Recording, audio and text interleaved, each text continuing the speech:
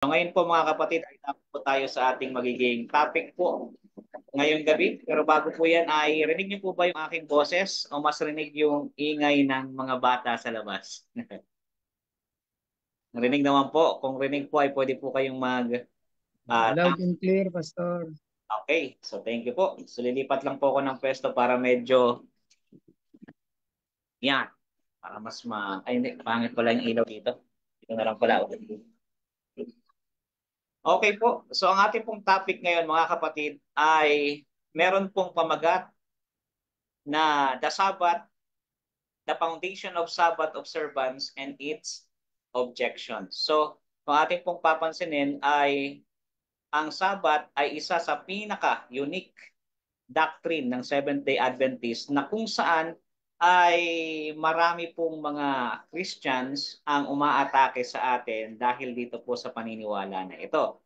Sinasabi ng ilan na ang Sabbath ay isang practice na hindi dapat gawin ng isang Seventh-day Adventist or ng isang Christian sapagkat ito ay sa Hudyo.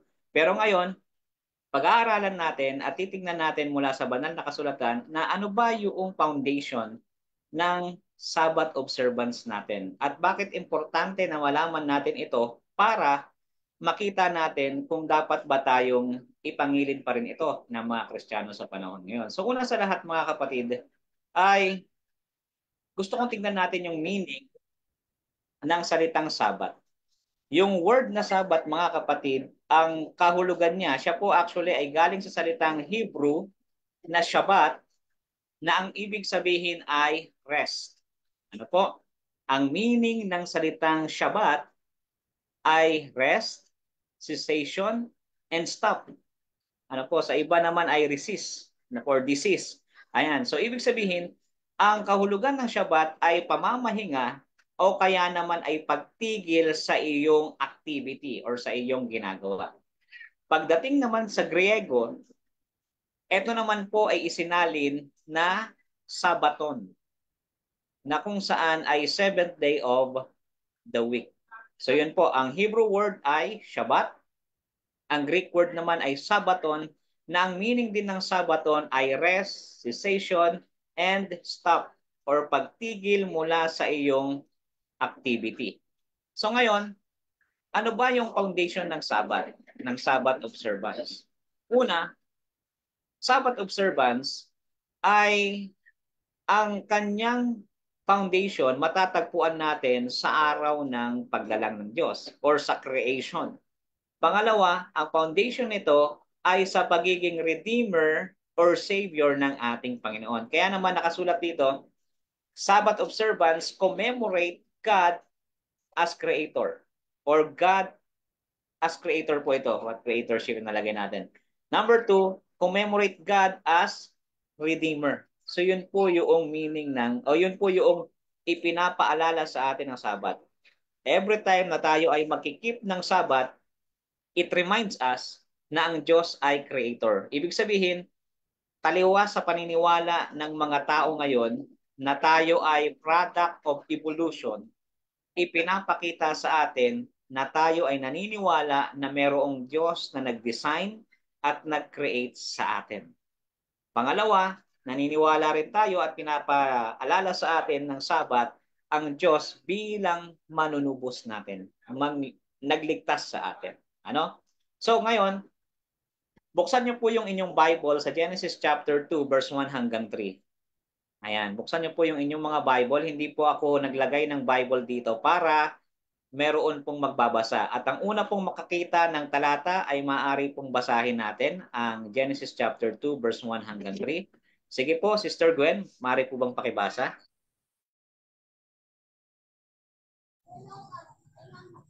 Nayari ang langit at ang lupa at ang lahat ng mga bagay sa mga iyon. Nang ikapitong araw ay natapos ng Diyos ang gawain na kanyang ginawa at nagpahinga siya ng ikapitong araw mula sa lahat ng gawain kanyang ginawa. At binasbasa ng Diyos ang ikapitong araw at kanyang ginawang banal, sapagkat sa araw na iyon ay nagpahinga ang Diyos sa lahat ng gawain na kanyang ginawa. Ayan, thank you so much, Sister Gwen. Ano po yung napansin niyo sa binasa ni Sister Gwen na kung saan ay ginawa ng Diyos patungkol sa araw ng Sabat? Ano po? Pwedeng English, pwedeng Tagalog, kung ano man po yung translation na meron kayo. Ano pong napansin niyo dyan? Pwede po kayo magsalita at pwede niyo rin pong i-type yung inyong pong mga observation dyan po sa talatang yan. Sige po, Mm, naman ay study, pwede niyo pong sabihin or isulat. Binasbasan yung araw ng Sabat. Ayan. So, isa sa observation natin dyan, ang ginawa ng Diyos sa araw ng Sabat, pinasbasan niya ito. Di ba? Napansin niyo po? Ano pa mapapansin niyo dyan na ginawa ng Diyos? Pagkatapos niyang magawa, and on the seventh day, God ended His work which He had done and He rested. Ano po? Rested. Ang ginawa ng Diyos ay Nagpahinga. pahinga. Binasbasan at sabi nga ni Sister Donna ay ginawang banal. So ito po, kung nakita niyo sa screen, God rested on the seventh day. God blessed the seventh day and God sanctified or hallowed the seventh day. So, kung titignan po natin, unique ang araw ng Sabat. Bakit? Among the days sa ating pong kalendaryo or sa ating sanglinggo, isang araw lamang yung siya ay nagpahinga, binasbasan niya, at binanal niya. Iisa lang po yan. Ang sabi ng ilan ay pwede akong mamili ng kahit anong Sabat basta ikapito para sa akin. Actually, hindi pwede. Bakit? Kasi baka yung napili mo, hindi siya binanal, hindi siya pinagpala, at hindi siya ipinagpahinga ng Diyos. Di ba? Kaya dapat ang hahanapin natin yung specific day na ang Diyos mismo ang nangilin nito, nagbasbas nito, at nagpahinga sa araw na ito. Ano po? So yan yung una natin. Sa creation Sabbath, ibig sabihin ang foundation ng Sabbath keeping or Sabbath observance ay rooted sa creation account. Then next po mga kapatid, buksan natin itong Exodus chapter 20 verse 8 and 11. Ayan. Sino po ang unang makapagbukas ng inyong Bible? Ay maaari po bang basahin? Kung gusto niyo po ay magtatawag tayo. Exodus chapter 20 verse 8 to 11. Sino po ang unang makapagbukas ay pwede pong magbasa.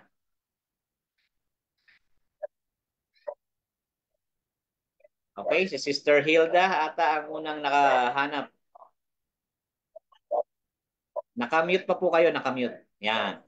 20 tapos 8 yata. 8? 8 ba? 20 verse 8. Mabasahin mo na. Sarap din ko pipit holy siguro. 8, 20 verse 8. Remember the Sabbath day by keeping it holy. 6 days you shall labor and do all your work. But the seventh day is a Sabbath to the Lord your God. On it you shall nor do any work, neither you nor your son or daughter, nor your manservant or maidservant, nor your animals, nor the alien within your gates. For in 6 days the Lord made the heavens and the earth, the sea, and all that is in them. But he rested on the seventh day. Therefore the Lord blessed the Sabbath day and made it holy. Ayan, pansinin niyo po mga kapatid. Yung binabanggit dyan sa Exodus, kung inyo pong na-observe, ang reason kung bakit ibinigay ang seventh day, ang fourth commandment, dahil ang kanyang foundation ay creation. Di ba? Nakita nyo sa verse 11? Sa verse 8 sabi diyan, remember the Sabbath day to keep it holy. Pagdating sa verse 11, ibinigay yung reason. Bakit? Sapagkat sa 6 na araw, nilikha ng Panginoon ang langit at ang lupa, ang dagat at ang lahat ng natatanaw doon, at nagpahinga sa ikapitong araw na anupat pinagpana ng Diyos ang araw ng Sabat at kanya itong binanal. Ano po, nakita niyo po, ang reason ng commandment sa fourth commandment kung bakit ito ibinigay sa tao sapagkat ito ang araw na binasbasan, pinagpala at pinagpahinga ng ating Diyos. Ano po? Kaya sabi rito, the Sabbath day was the seventh day of the week, originated at the completion of the creation week as a result of three divine acts. Ano yung three divine acts na yun? Rested, blessed, sanctified or hallowed or made holy or declared holy the seventh day. Ano po? Kaya makikita po natin yung continuity nito. Ano po? Na kinakailangang magpatuloy ang araw ng Sabat sapagkat it reminds us of God's creation na siya ay creator nating lahat. Ano po? And then, dito, pansinin po natin ito. Yung salita pong rest na ginawa ng Diyos doon, it doesn't mean na ang Diyos ay napagod. Kundi tapos na kasi yung kanyang ginawa. Sabi nga, yung rest na word dito from Hebrew verb ay sabat. Ano po yung nasa Genesis chapter 2? Sabat po yun, yung rest. It denotes cessation, not relaxation. Kung papansinin niyo po, yung sabat ay same meaning din siya ng Shabbat. Na ang ibig sabihin ay rest. Kaya ang Sabat ay rest day din. At ang kanyang connotation ay pagtigil, hindi relaxation. Ano po? The latter idea expressed by the Hebrew verb nuwa used in Exodus 20 verse 11 where divine rest fulfills an anthropological function as a model for human rest. In other words, mga kapatid, yung ginawa ng Diyos doon sa Genesis chapter 2 ay isang modelo para sa atin na gayahin natin yung ginawa ng Panginoon. Ano po, na tayo din sa ikapitong araw ay dapat magpahinga sa lahat ng ating mga gawain. Actually nga, pag binasa natin yung Hebrew word na binabanggit din dyan, ay pinapakita niya na sa pamamagitan ng pangingilin natin ng Sabat, ay tayo ay marerefresh. Magkakaroon tayo ng panibagong lakas. Ano po? Ngayon, yung salita na sabi ni Samuel Bakyoki. Si Samuel Bakyoki po ay isang Bible scholar ng Seventh-day Adventist na nag-aral mismo sa isang Catholic school at nakakuha ng summa cum laude. Imagine niyo yun. Catholic school, doon siya. At ang paper niya po ay about sa Sabat. Di ba? Tapos nakakuha pa siya ng summa cum laude doon. Sabi rito, God's cessation on the seventh day from doing expressed his desire for being with his creation, for giving to his creatures not only things, but himself. So yung ginawa ng Diyos na pagtigil ay hindi lang pala para dahil tapos na yung kanyang gawain, kundi it express yung kanyang desire na nais niyang mapa sa kanyang mga nilikha. O magkaroon siya ng time para sa kanyang mga nilikha. Ano po? So yun yung isa sa mga kadahilanan ng pangingilin ng Sabat kung bakit ito ibinigay. Ngayon, dako naman tayo rito. Sa blessed, ano po? Ano yung ibig sabihin or kahulugan nitong blessed? Sabi rito, ang Hebrew word na ginamit sa blessed ay barak. Ano po? Na sabi rito, God blessed the seventh day as well as the animals and Adam and Eve. Divine blessing also an assurance of fruitfulness, property or prosperity, and a happy and abundant life. Ano po? So ayun pa lang ibig sabihin ng blessing, ano? Na yung assurance na ikaw ay pananaganahin ng Panginoon. Mananagana ka, magiging fruitful ka, magiging maligaya ka, at magiging sagana ang iyong buhay. Ano, pag sinabing blessed ka ng Panginoon, yun yung nais na sabihin or ipakita sa atin. Basahin niyo po yung Isaiah 56 verse 1 to 2. Sige nga po, sino yung pwedeng bumasa sa atin ng Isaiah 56 verse 1 hanggang 2? Yan. Yung unang makapagbukas po ay ganun ulit. Siya po ang babasa. Pastor. Sige po. Isaiah 56 verse 1 and 2. Ang sabi ni Yahweh sa kanyang bayan, ayon sa katarungan at laging matuwid ang iyong gagawin. Ang pagliligtas ko'y di na magluluwat. Ito ay darating, ito'y mahahayag sa inyong paningin. Mapalad ang taong gumagawa nito, ang anak ng tao, taong ang tunay, ang taong ang tuntuning ito ay ginaganap niya ang marapat gawin sa araw ng pamamahinga.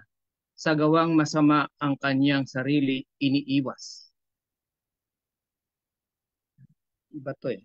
Okay po. So yung translation siguro ni Brother Johnny ay Magandang Balita Biblia. Ano po? So, pansinin niyo po sa translation na yon, ang ginamit na translation sa Sabat, pamamahinga or araw ng pamamahinga. Kasi nga, gaya ng binanggit natin kanina, isa sa kahulugan ng Sabat ay pamamahinga. So anong ginawa? Anong sabi ron? Mapalad ang taong nanghahawak dito at ang anak ng tao na humahawak sa tuntunin na ito or yung gumagawa ng tuntunin na ito. Ano na yung kanyang ginagawa? Siya ay nangingilin or nagpapahinga sa araw ng Sabat. Po. So ibig sabihin, kumbaga sa English, ang ginamit diyan ay blessed is a man who keep the Sabbath of the Lord. So pinagpapala po ng Panginoon yung tao na nangingilin ng araw ng Sabat. Po. So ngayon, ay dako po tayo sa atin pong presentation. Tingnan niyo po, basahin po natin ang Exodus chapter 31 verse 13 to 17. Sino naman ang pwede masa sa atin ng Exodus chapter 31 verse 13 to 17? Yan. Sige po, pwede niyo pong buksan at basahin ang Exodus 31 verse 13 to 17. Sister Gwen. Yan, sige po, pabasa po. Verse 13, At sabihin mo sa mga anak ni Israel, inyong ipapangili ng aking mga sabat, sapagkat ito'y isang tanda sa akin at sa inyo sa buong panahon ng inyong mga salinlahi, upang inyong makilala na akong Panginoon ang nagpapabanal sa inyo. Inyong ipapangilin ang sabat, sapagkat iyon ay banal para sa inyo. Bawat lumapastangan dito ay walang pagsalang papatayin, sapagkat sino mang gumawa ng anumang gawa sa araw na iyon ay ititiwalag sa kanyang bayan. 6 na araw na gagawin ang gawain, subalit ang 7 araw ay Sabat na taimtim na pagpapahinga, banal sa Panginoon. Sino mang gumawa ng anumang gawa sa araw ng Sabat ay walang pagsalang papatayin. Kaya't ang mga anak ni Israel ay mangingilin ng Sabat na iingatan ang Sabat sa buong panahon ng kanilang mga salinlahi bilang isang palagiang tipan. Ito'y isang tanda sa akin at sa mga anak ni Israel magpakailanman na sa loob ng 6 na araw ay ginawa ng Panginoon ang langit at lupa. At sa 7 araw, siya ay nagpahinga at naginhawa. Ayan, thank you so much, Sister Gwen. Ano po? So kung titignan niyo po at kung napansin niyo po yung binasa ng mga talata, keeping Sabbath, ito po ay sign of His sanctifying His people. Di ba? Sa may bandang verse 13. Kapag ikaw ay nangingilin ng Sabat, kaya ito pinangingilin ng Sabat sa tao, sapagkat ito ay tanda ng kanyang pagpapakabanal sa kanyang mga tao or sa bayan ng Diyos. Pangalawa, Sabbath keeping led us to remember the creatorship of God. Sa may verse 17, ipinaalalang muli sa atin yung 6-day creation na ginawa ng Panginoon. At yung pangatlo ay yung covenant relationship ay applied sa Sabbath keeping. Ano po? Ito yung tanda. Kumbaga, kung titignan natin among the 10 commandments, ang Sabbath ang pinakaselyo ng Diyos sa kanyang tipan para sa kanyang bayan. Ito yung kanyang tanda na nagpapakita na iba ang kanyang bayan compare sa ibang mga bayan na nasa sa paligid. Kaya dito makikita natin, Sabbath keeping is a sign of His sanctifying His people. Sabbath keeping led us to remember the creatorship of God, and the covenant relationship applied to Sabbath and termed a perpetual covenant. Kung ito po ay isang perpetual covenant, ibig sabihin, hanggang sa panahon natin ngayon, ang Sabat ay nagpapatuloy na sign ng Panginoon sa kanyang bayan. Po, So mamaya, kung meron kayong katanungan, ay pwede po tayong magkaroon ng question and answer po. Ngayon, ang Sabat, ito na yung pangalawa. Yung una, pinakita po natin doon na ang Sabat, ang foundation ng ating Sabbath keeping ay naka-origin siya sa creation. Pangalawa naman, ang foundation ng ating Sabbath keeping ay naka-origin siya or nakaugat siya sa pagiging Savior ng ating Panginoon. Basahin po natin ang Deuteronomy 5 verse 15. Sige po. Sino naman po ang pwedeng bumasa? Deuteronomy chapter 5 verse 15. Buksan niyo po ang inyong mga Bible. Basahin natin ito. 5 verse 15 ng Deuteronomy.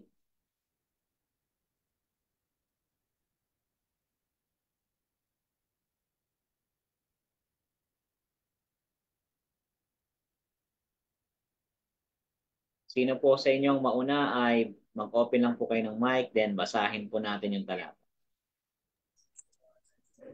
Sister Hilda. Deuteronomy 5:15. Remember that you were slaves in Egypt, and that the Lord your God brought you out of there with a mighty hand and outstretched arm. Therefore, the Lord your God has commanded you to observe the Sabbath day. Ayan, napansin niyo po yung talata. Ang sabi doon, ang sabi ng Diyos sa bayan ng Israel, alalahanin niyo na kayo ay mga alipin sa bayan ng Ehipto. Di ba? At ang Panginoon yung Diyos ang siyang naglabas sa inyo sa pamamagitan ng kanyang makapangyarihang kamay. Kaya naman, sabi rito, therefore, sa aking translation, the Lord your God commanded you to keep the Sabbath. So dito may kita natin na ang reason for them to keep the Sabbath is because the Lord brought them out from the land of Egypt. In other words, it reminds us of His yung kanyang pagiging Savior. Signifies na ang Diyos ay tagapagligtas. Sa madaling salita, dito papasok yung dalawang katangian ng Diyos. Na ang Diyos ay Creator at ang Diyos ay Savior. Kaya every time na kinikip natin ang Sabat, hindi lamang natin pinapaalalahanan ng ating sarili na siya ay Creator, kundi ipinapaalalahanan natin ang ating mga sarili na siya ay ating Savior. Po. Kaya nga sabi rito, the redemptive meaning of Sabbath gives evidence of His prior goodness and provided the basis for the covenant relationship between Him and His people. Ano po kaya importante? Ano po kaya napaka-meaningful ng Sabbath observance sapagkat ito ay nagpapakita ng dalawang karakter or katangian na tangi-tangi lamang unique sa atin pong Diyos na sinasampalatayanan at sinasamba.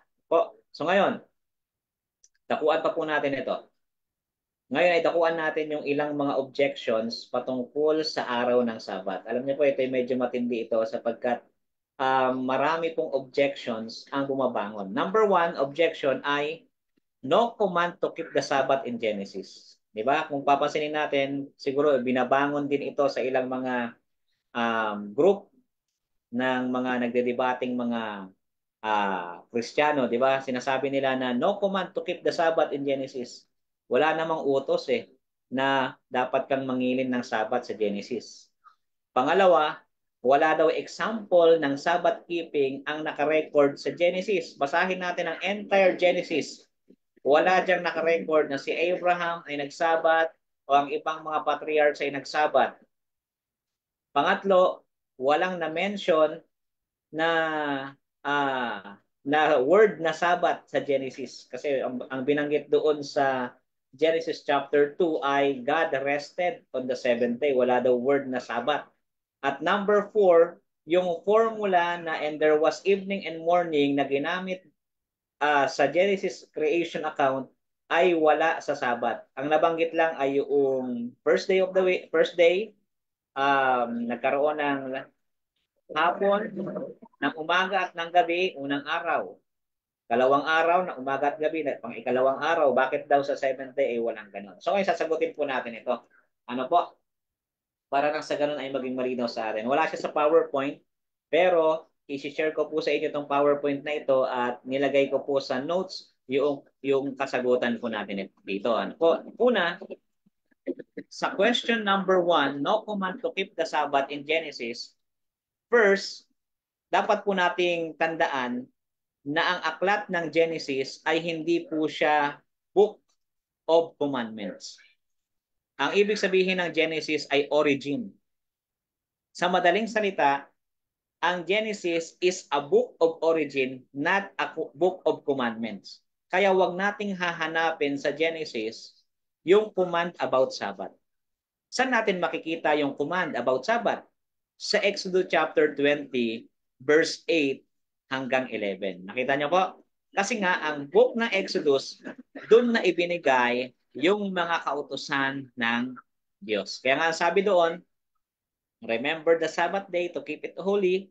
6 days you shall do all your labors, and on the seventh day magpapahinga ka gaya ng Diyos na nagpahinga ng ikapitong araw. Makita po natin. So yun po ang first natin diyan na sagot. Na number 1, ang reason kung bakit walang command sa Genesis sapagkat ang Genesis ay book of origin. Hindi siya book of commandments. Pangalawa, tignan niyo po sa Genesis chapter 26 verse 5. Sige nga, sino yung pwedeng magbasa sa atin? Genesis chapter 26 verse 5. Yan. Kung sino po ang unang makapagbukas ay pwede niyo po bang basahin? Genesis chapter 26 verse 5.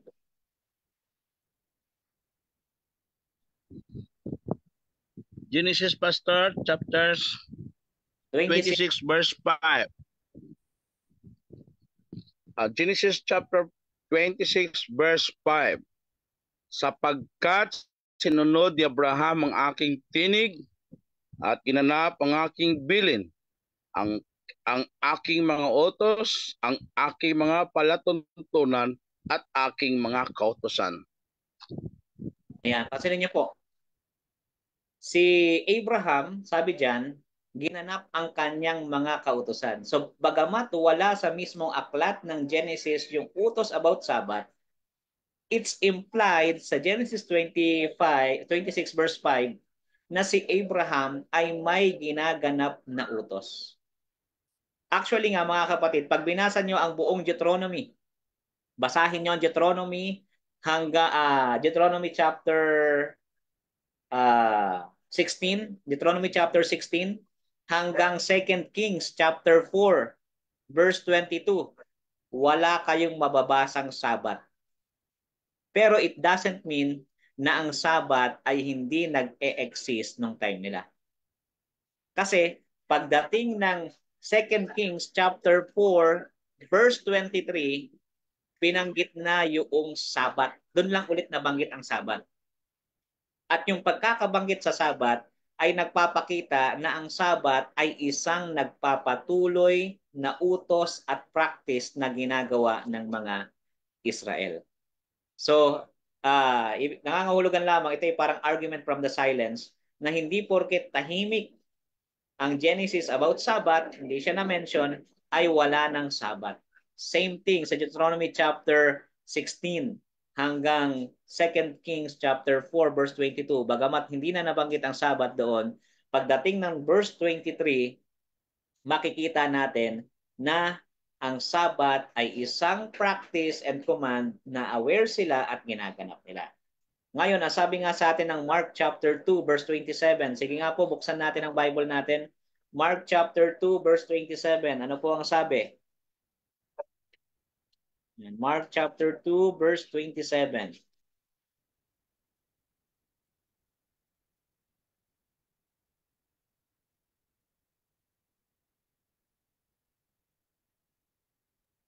Mark chapter 2 verse 27, Pastor. Opo. At sinabi niya sa kanila, ginawa ang Sabat ng dahil sa tao at di ang tao ng dahil sa Sabat. Sabi diyan, di ba? Ginawa ang Sabat ng dahil sa tao at hindi ang tao ng dahil sa Sabat. So, kailan ba ginawa ang tao? Sa aklat ng Genesis, time pa lamang, in the beginning pa lamang, ng yung pinaka 6 days, ginawa na ang tao. So kung ang ginawa ang Sabat ng dahil sa tao, ibig sabihin, nung nagpasimulang nag-exist si Adam and Eve, meron ng Sabat. At ang Sabat ay para sa kanila. As long na hindi nag-extinct ang tao, hindi nawawala ang tao, ang Sabat ay para sa sangkatauhan. Ano po? Then, nakuha natin yung second question. No example of Sabbath keeping is recorded in Genesis. In Genesis, kung titignan po natin mga kapatid sa Exodus chapter 16, di ba? Pagkalabas nila sa Egypt, ibinigay sa kanila ulit yung Sabat. Sabi, mamulot kayo ng mana sa araw ng Friday sapagkat ang ikapitong araw ay araw ng Sabat, walang mana. And then napansin nyo yung utos sa Exodus chapter 20 verse 8, ang sabi doon ay remember the Sabbath day to keep it holy. Bakit remember ang ginamit? Kasi probably habang sila ay alipin sa Egypt ay baka nakalimutan nila yung tungkol sa Sabbath.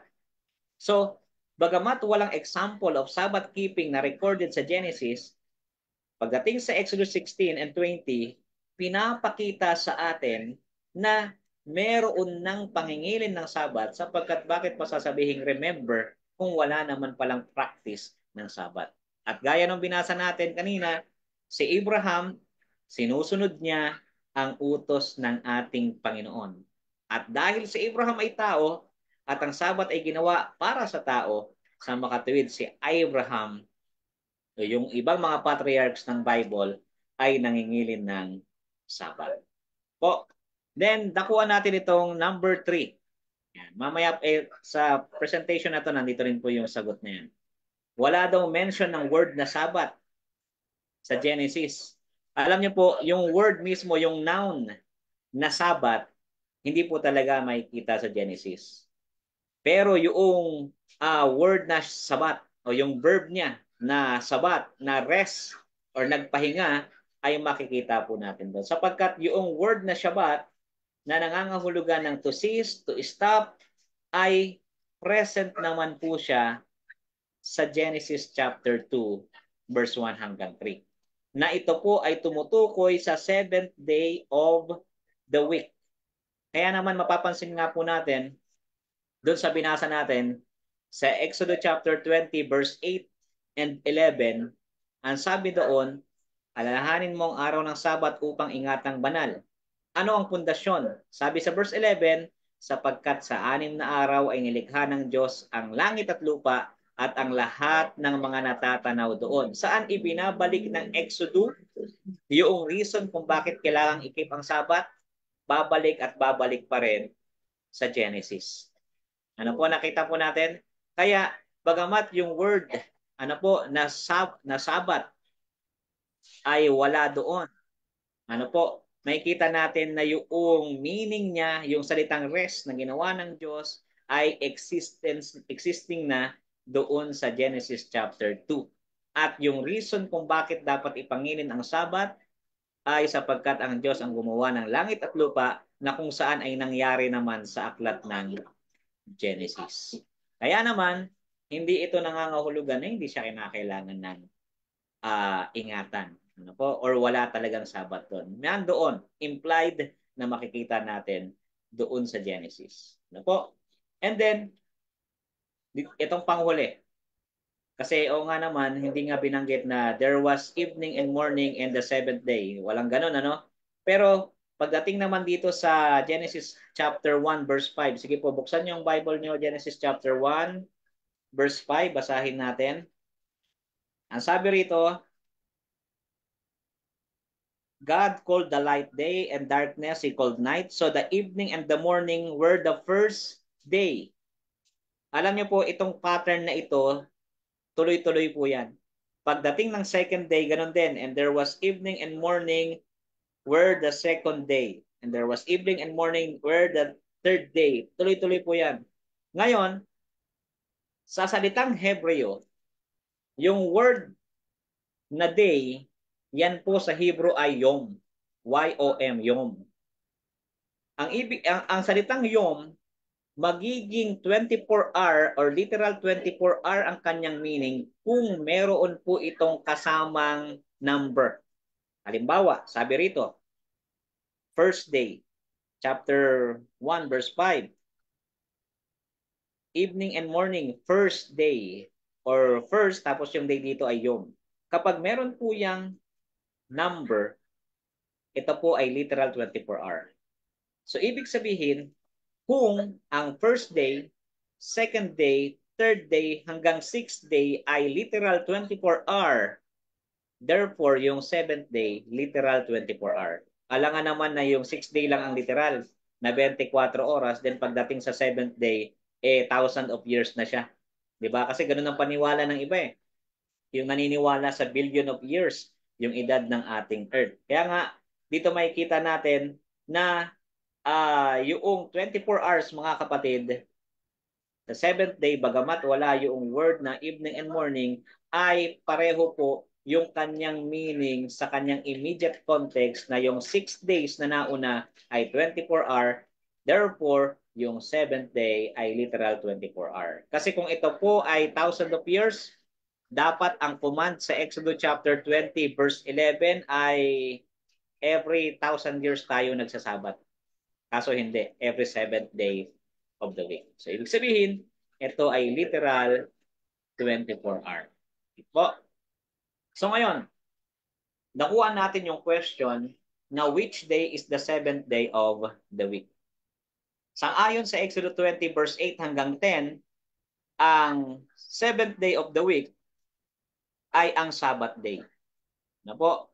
So, tingnan natin ano ba ang ibig sabihin or ano bang araw ang araw ng Sabbath. Kung ito ay seventh day of the week, ito ba ay Sabado, Linggo, o Biyernes? Kasi minsan may mga nagtuturo ng seventh day daw ay Sunday, lalo na sa mga kalendaryo ngayon. Di ba? Nauuna na ang Monday and then panghuli na ang Sunday. Pero kung titignan po natin, sabi ng Merriam-Webster Dictionary, Saturday, the seventh day of the week. Ang binabanggit sa atin ng Exodus, ang seventh day of the week ay Sabbath. So kung ang Saturday ay seventh day of the week, therefore ang Saturday ay ang Sabbath day. Pero meron po akong gustong pag-iingat na gawin kapag binabanggit natin na ang Saturday ay seventh day of the week.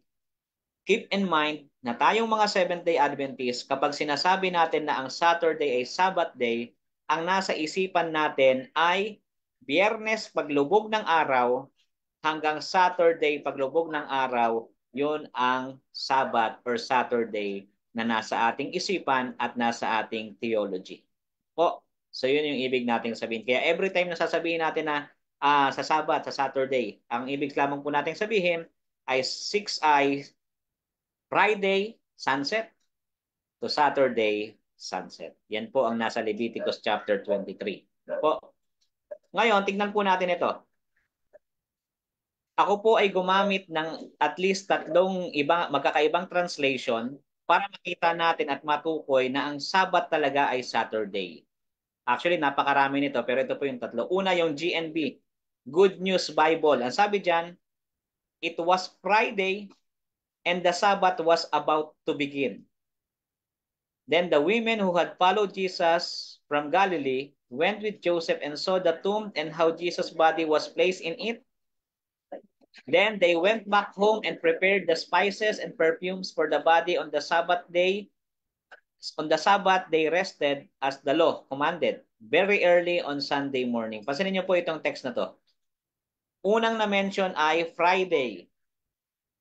Ang araw pagkatapos ng Friday ay Sabbath.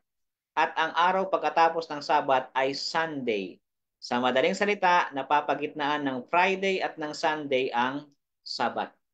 Therefore, papatak siya sa ating kalendaryo ngayon na ito po ay araw ng Sabado. CEV, Contemporary English Version.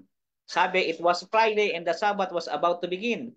Sa may bandang baba, very early on Sunday morning. Pareho po sila ng pagkakatranslate.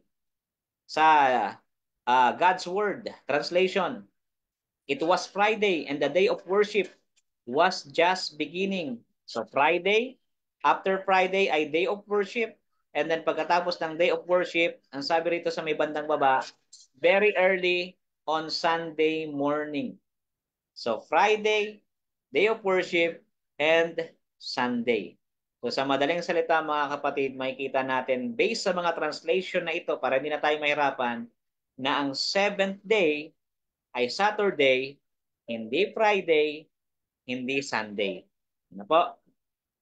Kaya nga, gusto kong sagutin natin itong tanong na ito. Una, bakit ang Sabat ay hindi para sa mga Hudyo lang? Kasi sabi nila para sa mga Hudyo. Unang-una sa lahat, sapagkat si Adam and Eve ay hindi mga Hudyo. Hindi sila mga taga-Israel. Mga taga-Eden sila. And yet, sila yung kauna-unahang tao na nangilin ng Sabat.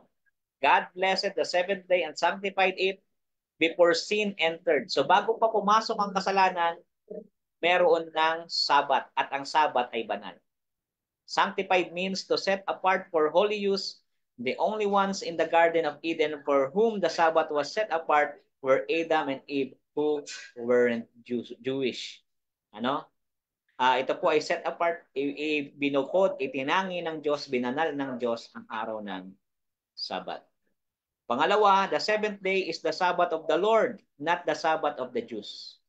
Pag binasa niyo po yung Exodus 20 verse 10, kanina pa natin binabasa yan, pero hindi minsan na mention na ang Sabbath is Sabbath of the Jews, kundi Sabbath of the Lord. Ano po? Pangatlo, kahit ang mga Gentiles, sige nga, buksan po natin ang Acts chapter 13 verse 42. Pabasahin po natin, sino po ang gustong bumasa? Acts 13 verse 42 hanggang 43. Kahit ang mga Gentiles nangingilin ng Sabat. So hindi lang para sa mga Hudyo. Even the Gentiles can keep the 7th day Sabat. Sige po, sino po pwedeng bumasa sa atin? And then pabasahin naman natin si Brother Ian ng Isaiah 56 verse 6. Ayan, para may makabasa rin iba. Ayan. So sino po sa Acts 13:42 to 43? Si Brother Ian sa Isaiah 56 verse 6. Ito po yung unang makapag-open. Pwede niyo pong basahin. Ayan, si Sister Jacqueline, si ate. Acts 13 verse 42 to 43. So when the Jews went out of the synagogue, the Gentiles begged that these words might be preached to them the next Sabbath. 43. Now, when the congregation had broken up, many of the Jews and devout proselytes followed Paul and Barnabas, speaking to them, persuaded them to continue in the grace of God. So thank you po. So pansinin niyo kahit ang mga Hudyo, kahit ang mga Gentiles, di ba? Mga non-Jewish people nag-keep ng Sabat or nagki-keep ng Sabat. So hindi siya para sa mga Hudyo lang. Pang-apat, sige, pabasahin natin si Brother Ian. Ayan. Ito po, Pastor. Isaiah chapter 56 verse 6. Ito po ang sabi, also the son of the foreigner who joined themselves to the Lord to serve him and to love the name of the Lord be his servants. Everyone who keep from defiling the Sabbath and holds fast my covenant. Ayan, thank you so much. So sabi diyan, no, kahit yung mga stranger, kahit mga taga-ibang lupa na nagkikip ng Sabat. So, dito meron tayong 4 na reason na bakit ang Sabat ay hindi lamang para sa mga Hudyo. Di ba? Si Adam and Eve, hindi sila mga Hudyo. Ano po? Pangalawa, makikita natin na dito sa ating pinakita na ang 7th day ay Sabbath of the Lord. Pangatlo, mga Gentile nagsasabat. Number 4, mga strangers nagkikip ng Sabat. Actually, si Lucas, yung sumulat ng Acts, kasama siya nila Paul na nagkeep ng Sabat sa Acts chapter 16 verse 13. Di ba? So, kaya hindi natin pwedeng sabihin ng Sabat ay para sa mga Hudyo lamang. Panglima, sabi rito sa Mark chapter 2 verse 27, yung binasa natin kanina, sabi doon, ginawa ang Sabat ng dahil sa tao.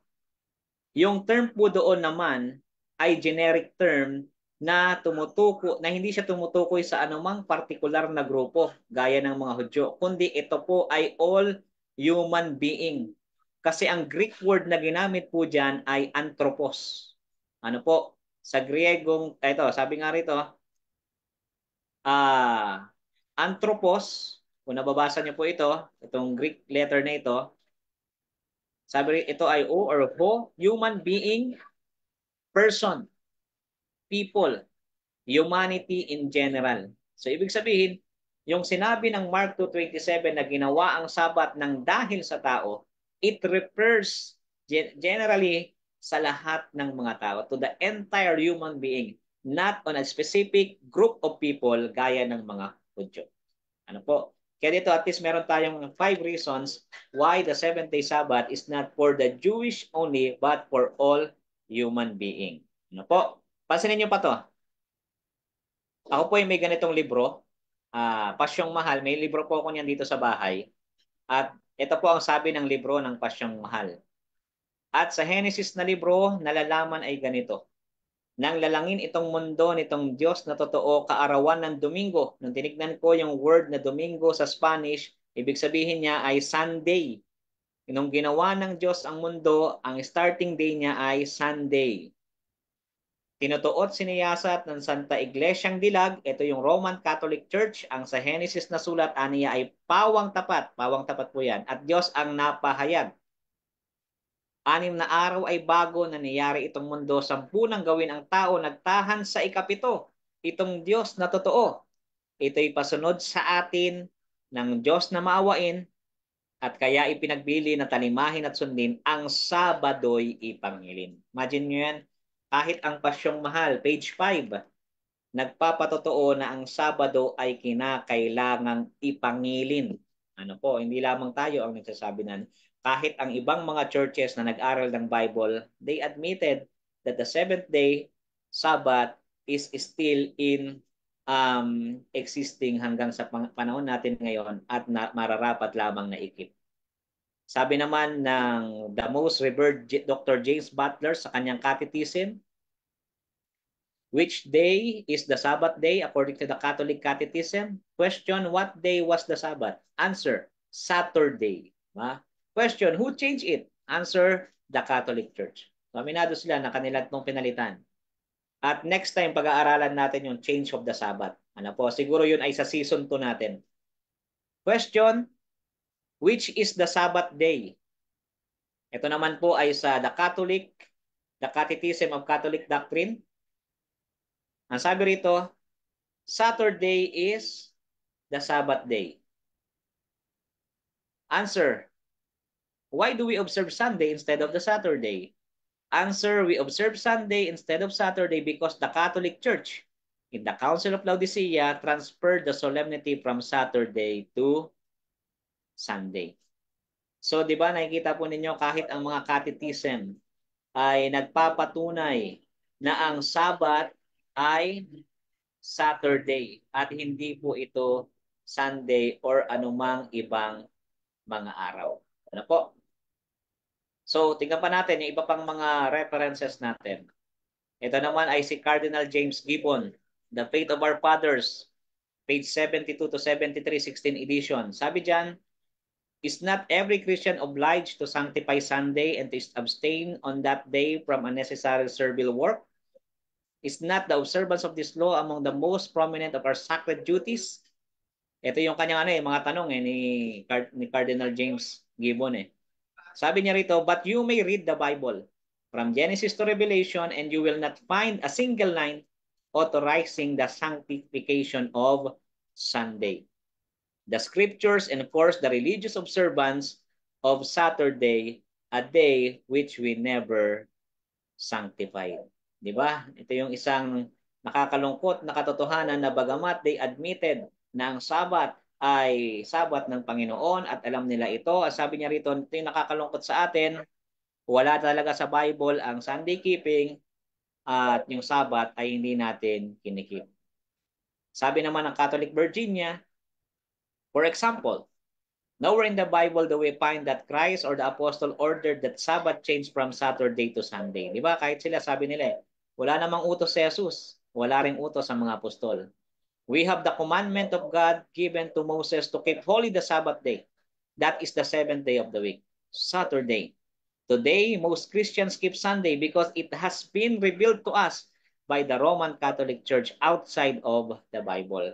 The reason pala kung bakit ang napakaraming mga Christians ngayon nakikip ng Sunday, not because ito ay galing sa Bible, but because ito ay binigay sa kanila or revealed sa kanila ng Roman Catholic Church. Ito, si Father Enright. Matindi to si Father Enright. Ay, hindi, wala pa pala. Kaya pa pala yung kay Father Enright. Sabi rito, nowhere in the Bible is stated that the worship should be changed from Saturday to Sunday. Now the church instituted by God's authority Sunday as the day of worship.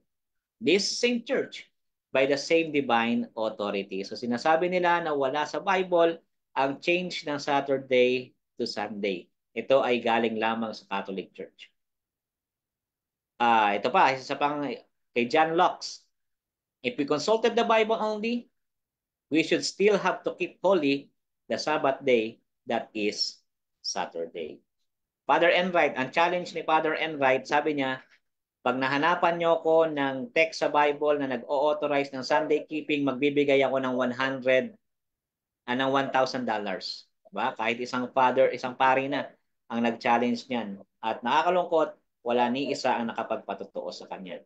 Even the Baptist Church, galing ito kay Dr. E.T. Hiscox, Baptist Manual, there was and is a command to keep holy the Sabbath day, but the Sabbath day was not Sunday.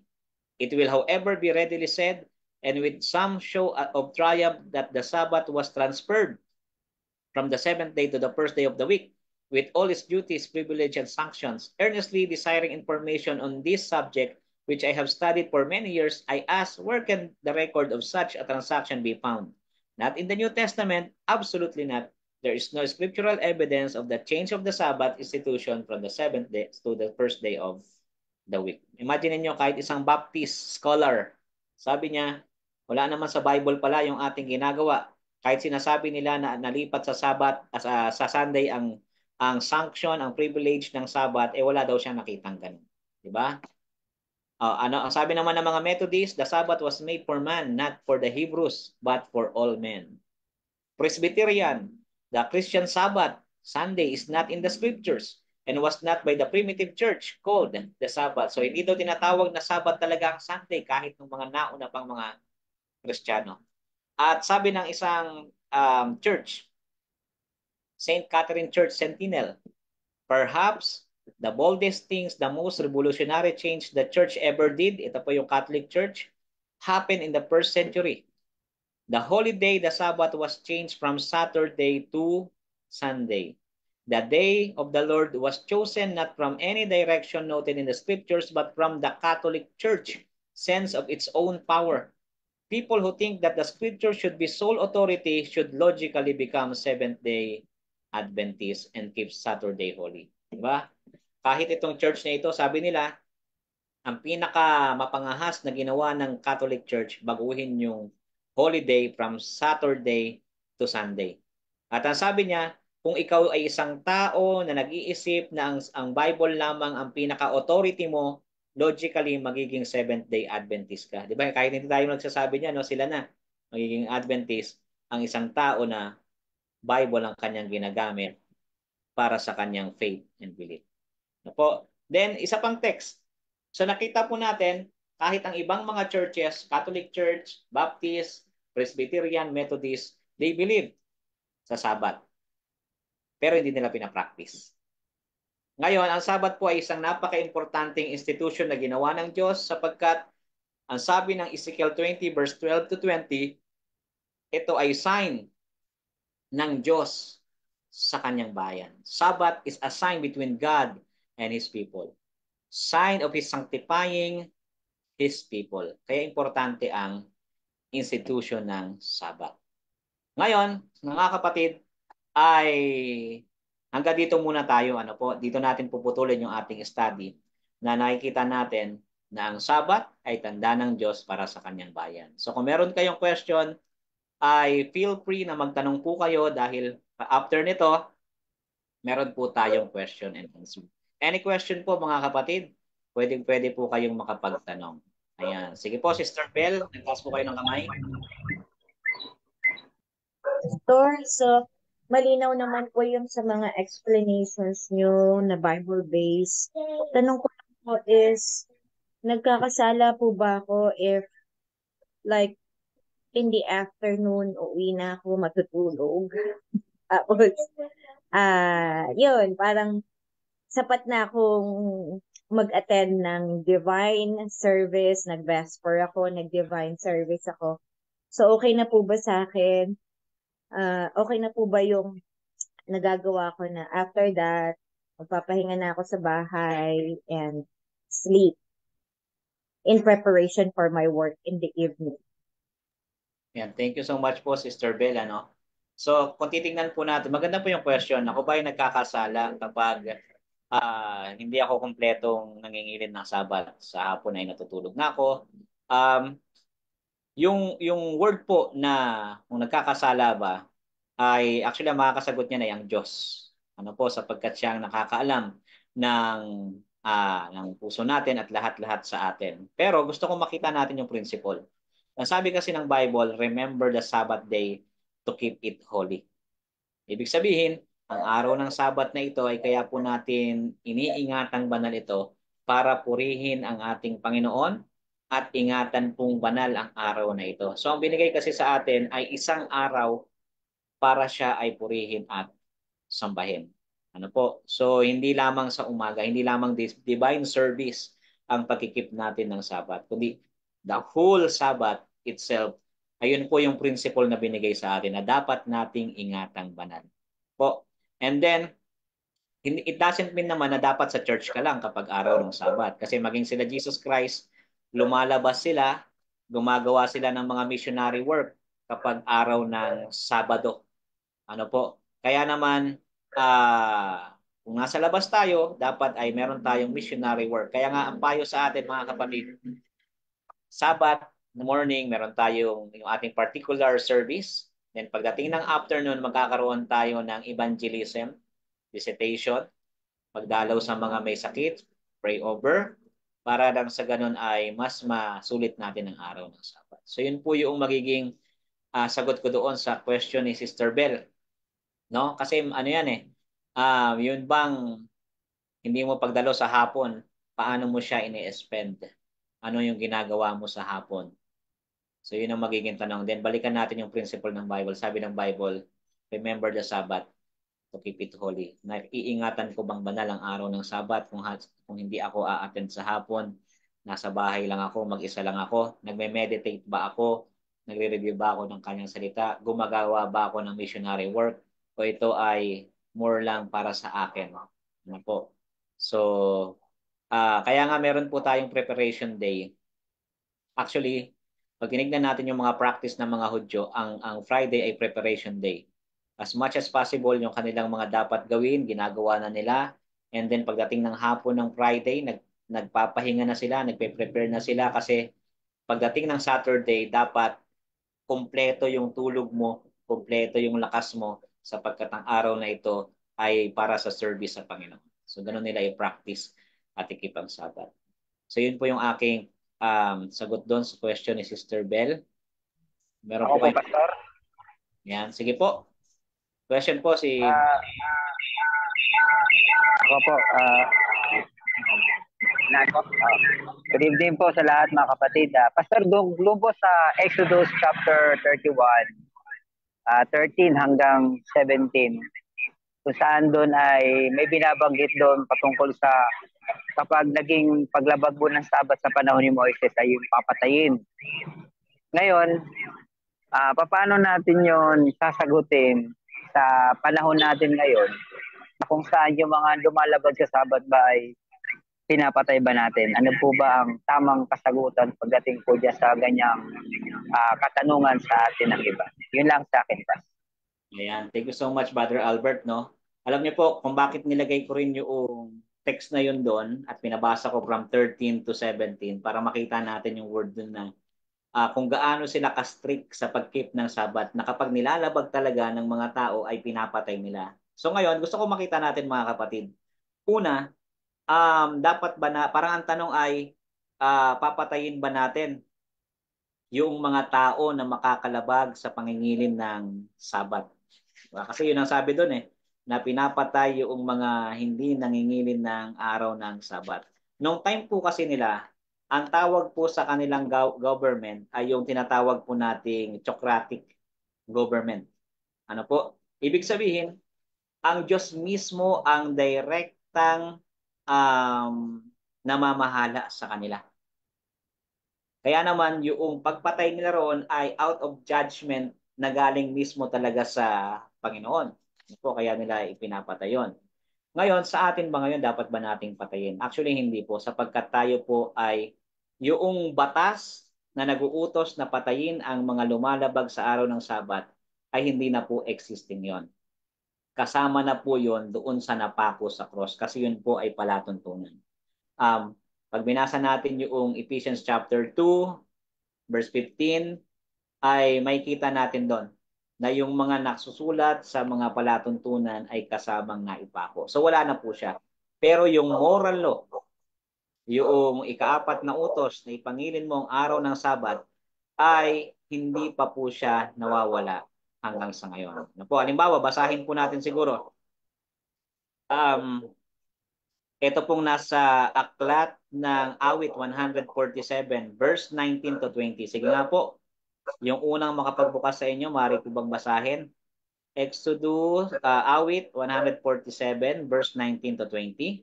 Ayan, ano pong sabi dyan?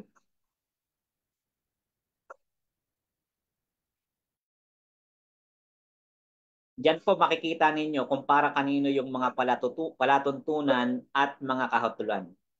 Ayan. Awit 147, verse 19 to 20.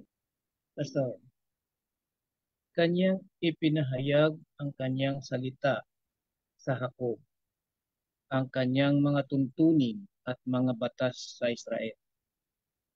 Hindi niya ito ginawa sa alinmang bansa at tungkol sa kanyang mga batas, hindi nila ito nalalaman. Ayan. Purihin So, ninyo. sa talatang yan, yung mga alituntunin at yung mga kahatulan ay hindi pinapagawa ng Diyos sa ibang mga bansa. Ano po? Sapagkat ito ay exclusive lamang para sa bayan ng Israel. At ito ay pinapako na. Kaya hindi na siya nag-e-exist ngayon. Ngayon, yun naman pong paghatol na yon, ginagawa lang siya ng mga hukom or mga judges sa Israel. Basahin niyo po natin ha. Deuteronomy 16 verse 18. Deuteronomy 16 verse 18. Sige po, yung unang makapagbukas, maaari po bang basahin? Deuteronomy chapter 16 verse 18.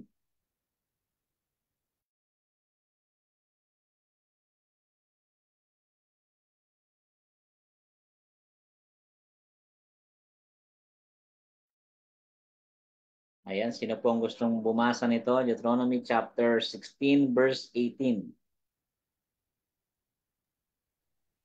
Magtatalaga ka ng mga hukom at ng mga pinuno sa lahat ng mga bayan na ibinibigay sa iyo ng Panginoon mong Diyos ayon sa iyong mga lipi at sila ay magagawad sa bayan ng matuwid na paghatol. Ayan. So, ang humahatol po nito noong time nila ay yung pong mga hukom na kung saan may kita naman natin na sa panahon natin ngayon sa ating church wala po tayong ganyan. Po. So, yun po yung sagot natin doon sa tanong ni Brother Albert sa mga lumalawag ng Sabat, sa panahon natin ngayon ay hindi po natin pinapatay. Ano po, bagkos ay atin po silang ipinapanalangin at pinapaalalahanan patungkol po sa pag-keep ng araw ng Sabat. So, ang sagot po natin simple lang, number 1, noong time nila ay theocratic government, ang Diyos ang direktang namamahala sa kanila. Pangalawa, ang mga batas ng kahatulan ay ibinigay sa mga sa Israel at hindi sa ibang bansa. At pangatlo, ang umahatol sa kanila ay ang kanilang mga hukom. Actually po, hindi lang naman yung lumalabag sa Sabat ang pinapatay. Kahit yung lumalapastangan sa kanilang mga magulang nung time nila, pinapatay din po yun. So ngayon, yung mga lumalapastangan sa magulang ay hindi naman pinapatay kahit ng ibang mga religion. Na po sapagkat yun nga ay batas na applicable at ibinigay sa mga Hudyo. Hindi kagaya ng Ten Commandments na ito ay moral law, universal law po ito. So yun po yung sagot natin kay Brother Albert. Kung meron po kayong follow-up, ay maaari po kayong mag-follow up. Kung wala pong follow-up, ay basahin ko po itong kay Brother June. Meron po siyang mga sinend po rito. Okay, pwede niyo pong tingnan yung kanya. Hindi naman po ito question yung sinend ni Brother June. Okay po, meron pa po ba na follow-up question?